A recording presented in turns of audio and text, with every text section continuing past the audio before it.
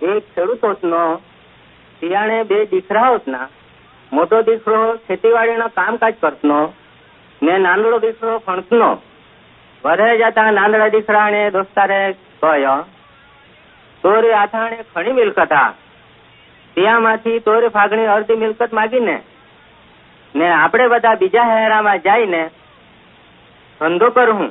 દોસ્તારે કહ્યું તે પ્રમાણે નાનડા દીકરા આથાણે પાસેથી અડધી મિલકત માગી નથી ને હંગાતા હારી દૂર હેરામાં જતો રહ્યો ને થોડા જ દિહામાં બધા પૈસા વાપરાઈ ગયા. એટલે પેલા દોસ્તારો એકનાણે મૂકીને નાહી છૂટા. અધૂરામાં પૂરો ત્યાં હેરામાં દુકાળ પડ્યો. બે માણે ત્યાણે ફૂંડાઈ ગોવાલ બનાવ્યો. ફૂંડે ખાટથી ખાણે વિચાર કરતો, પણ ત્યાણે કોઈ કાંઈ આપે નહીં. તે રીતે તો રણ મંડ્યો, પણ ફૂગ બહુ નાગે અને ખમાય નહીં. એટલે આખો દિવસ ખૂબ વિચારમાં તો બેહી રહે ને રડે. ત્યાણે આથાણે ખર યાદ આવો. ત્યાં વિચાર આવો કા મારે આથાણે ખર થરાય થરાય ને મજૂરે ખાતે હોય ને હાય ત્યાં ભૂખે મરતો. ત્યાં કરતા હાય આતાણે ત્યાં પાછો જામ ને ત્યાણે કમ કમાને એક કમારા જેવો રાખ. એવો વિચાર કરીને તો આથાણે ખર પાછો ગો. ત્યાણે આથો રોજ ત્યાણે વાટ હેરનો કીધડે મારી દીકરો મને પાછો મિલી. તેવામાં દૂરથી દીકરાને આવતો દેખ્યો ને ઓળખી કાઢ્યો. આથો દીકરો મિલ્યા ને ફેંચ્યા.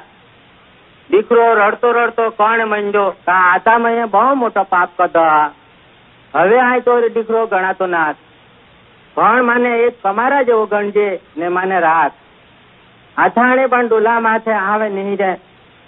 ત્યાણે નકરાય કહ્યો તમારી દીકરાને ઊંઘ લાવા, હારામાં હારે નુંગડે પહેરાવા ને ત્યાણે હાથામાં હનાણી વેટી પહેરાવા. કારણ મારે દીકરો ખોવાઈ ગયો તો જડવા ને મરી ગયો તો જીવતો હોવા માટે આપણે આનંદ કરતા.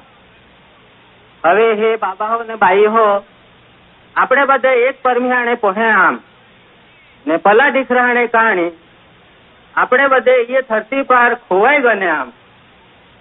કારણ કે આપણા બધા પેદા કરનાર ખરો દેવ બાપ કીધું આ તે આપણે બહુ જાણતે કાંઈ નહીં, પણ તો આપણા બધા ઉપર ખૂબ પ્રેમ રાખતો આ ને આપણે તિયાણે પાસે જાજે એવી રોજ વાત કરતો આ.